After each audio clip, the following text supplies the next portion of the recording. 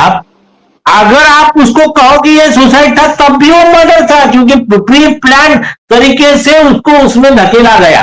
तो it was actually murder. भले उसको ना ये कह दो कि आप सुशांत ने अपने हाथ से फांसी लगाया, ऐसा भी कह दो, तब भी वो मर्डर है।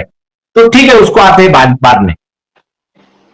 तो जब ये सारी चीजें एनसीबी के पास आई, तो फिर ईमानदार अधिकारी क्या करेगा? ईमानदार अधिकारी आके आरोपी को कस्टडी में लेगा। तो वानखेड़े साहब ने सैलून को जाके रिया को उठाया, उसके भाई को उठाया, सब लोगों को अरेस्ट करके जेल में भेज दिया, कस्टडी लिया, पूरा डिस्कशन हुआ। अब वो कस्टडी को कोर्ट ने एक्सेप्ट किया ना, लीगली वो जस्टिफाइड हुई कस्टडी, तभी तो उसको जेल में भेजा गया ना। अगर वो कस्टडी इलीगल होती तो कोर्ट तुरंत भेज देता था। हो गया। अब वही मैटर पे आपका इन्वेस्टिगेशन चल रहा है सीबीआई का, और सीबीआई के पास में ज्यादा बड़ा सीरियस केस है। तो नियम क्या कहता है आपको पता होगा कि जब एक मैटर में आरोपी कस्टडी में होता है, तो उसके खिलाफ जो दूसरे केसेस पेंडिंग है, वो एजेंसी कोर्ट में अर्जी देती है कि आप इनकी कस्टडी खत्म होने के बाद हमको कस्टडी दी जाए। और सीबीआई का खुद का ही जजमेंट है, सीबीआई खुद गई थी ऊपर के कोर्ट में, तो सुप्रीम कोर्ट ने क्लियर कहा है सीबीआई के केस में, custodial interrogation is different and normal interrogation. मतलब आप किसी को नोटिस देकर बुला रहे हो, उस इंटरोगेशन में और कस्टडी में लेकर इंटरोगेशन करने में बहुत फर्क है। और बड़े मैटर में कस्टोडियल इंटरोगेशन मैंडेटरी है। आप ये लोग उसको नोटिस दे रहे, बुला रहे उसको, जब कस्टडी में थी तब उसकी कस्टडी लिए नहीं, 5 साल तक कोई कस्टडी नहीं लिए, और फिर उसको लेटर देके बुला रहे। हाँ, और रिया मैडम खाना खाया आपने? हाँ, आपका शूटिंग कैसा चल रहा है? और क्या क्या बातें हुई, ये तो अभी पार्ट ऑफ ये है कि कितने की लेन देन हुई, क्या करप्शन हुआ। ये एक्चुअली ये जब उस अधिकारी का इंट्रोगेशन होगा ना, उसका नार्को टेस्ट होगा ना, तब ये सब चीजें बाहर आएंगी। तो ये इतना, जब वो खुद कस्टडी में थी, कमिंग टू द पॉइंट, जब रिया चक्रवर्ती कस्टडी में थी एक एजेंसी के, वो कस्टडी को कोर्ट ने जस्टिफाई किया। ऐसे कंडीशन में उसी सेट ऑफ फैक्ट्स पे, उसी प्रूफ पे, और सेम मैटर कनेक्टेड, लेकिन ग्रे ऑफेंस, ऑफेंस कौन सा है? मर्डर का है, अबेटमेंट ऑफ सुसाइड का है। तो वो ग्रे ऑफेंस में आपने कस्टडी क्यों नहीं मांगी? क्या आपको ड्रग्स के माफिया का हत्या आ गया था? क्या रिया के बॉयफ्रेंड लोगों ने, चाहे वो कोई भी हो, तो उन लोगों ने आपको कुछ पैसा दिया था क्या? या ऐसी कई चीजें हैं जिसके जवाब ये देश जानना चाहता है, हर कॉमन मैन जानना चाहता है, और इसका जवाब आज नहीं तो कल लेके रहेंगे।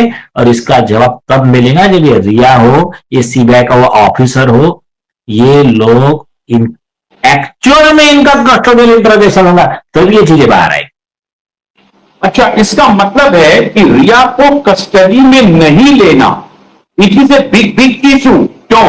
अगर आप सोचिए कि सुशांत जैसे एक्टर का निधन हुआ है, उसकी मृत्यु हुई है, उसके हत्या का आरोप लगा है, उसके सुसाइड को, अबेटमेंट टू सुसाइड का केस चला, पूरा देश आंदोलित है, और सीबीआई कम से कम अपनी खाल बचाने के लिए, फेस सेविंग के लिए इतना तो कर ही सकती थी कि जिनके जिनके आरोप के ऊपर आरोप है उनको सबसे पहले कस्टडी में लेना था, सबसे पहले, कि भाई और ये उस, अगर वो कस्टडी में लेते सीबीआई, तो देश का एक भरोसा उठता कि नहीं गिरफ्तार कर लिया, उनका कस्टोडियल इंक्वायरी चल रहा, ठीक है।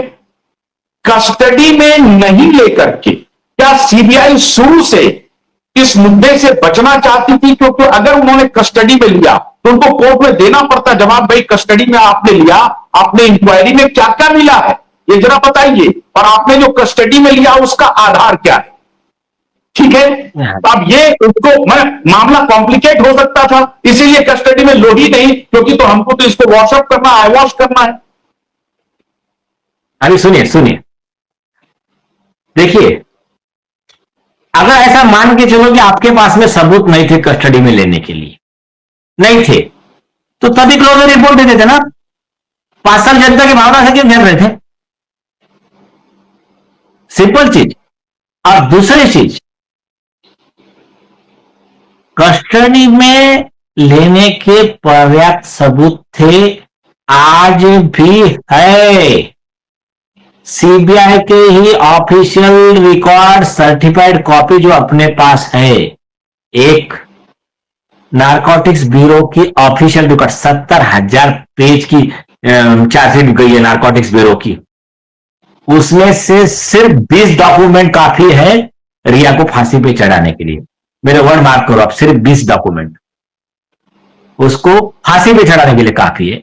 और सीबीआई को कस्टडी में लेने का भी मटेरियल नहीं लग रहा। इसका मतलब साफ है, पहले दिन से सेटिंग था। और क्योंकि एक बार अरेस्ट कर लेते और उसका कस्टडी लेके उसका कोर्ट में देना पड़ता ना, रिमांड पेपर, उसका नार्को टेस्ट हाँ, करना पड़ता। सौमिक को अरेस्ट करती, बाकी को अरेस्ट करती, नार्को टेस्ट होता, पॉलीग्राफ टेस्ट होता।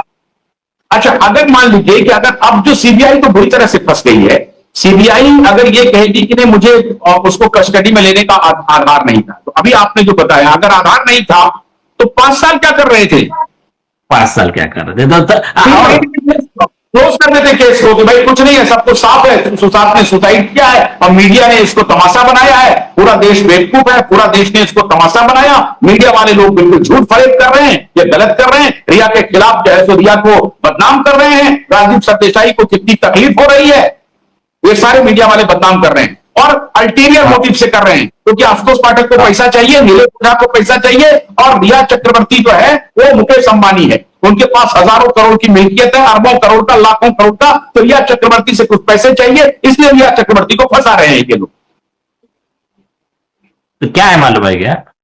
तब छोड़िए आप, तब की बात तो छोड़ दीजिए। 5 साल तुमने टेबल टेनिस खेला, अगर आप सही है, आप उसमें कुछ गलत हुआ नहीं है, तो आप डॉक्यूमेंट क्यों छुपा रहे हो जो कोर्ट में देना मैंडेटरी है? ना पोस्टमार्टम की रिपोर्ट दे रहे हो आप, ना आप फोटो दे रहे हो, वो हाइट कितनी है उसके फोटो दे रहे हो, ना आप विटनेस का स्टेटमेंट दे रहे हो। आमिर खान का स्टेटमेंट कहां गया बताओ आप? अभी तो हम अभी केस पे आ ही नहीं रहे हैं नीलेश जी। केस में तो ये होगा कि भाई सुसाइड हुआ, कितने बजे जानकारी मिली, सबसे पहला फोन किसको गया, डॉक्टर को तो नहीं बुलाया गया, क्यों उतारा बिना एब्सेंस में वो सुशांत के बॉडी को पंखे से कौन उतारा, क्यों उतारा? भाई सबसे पहले आप पड़ोसी में हल्ला करते हैं, बहुत लोगों को बुलाते हैं और आसपास के लोगों को बुलाते हैं, परिवार वाले आए, उनकी बहन आई, बहुत लेट से बहन आई, काफी लेट से बहन आई। मैंने एक छोटी चीज बताता हूं मैं। तुमने लॉक खोलने वाले को बुलाया, हाँ, वो जब लॉक खोलता है, अगर तुम्हारे दिल में ऐसा है कि भाई अंदर क्या हो गया पता नहीं, हमारे सुशांत जी क्यों नहीं दरवाजा खोल रहे, तो आप पहले दरवाजा खोल के अंदर भागोगे कि लॉक खोलने के बाद में चाबी वाले को बाहर छोड़ के आओगे, बाद में रूम में जाओगे?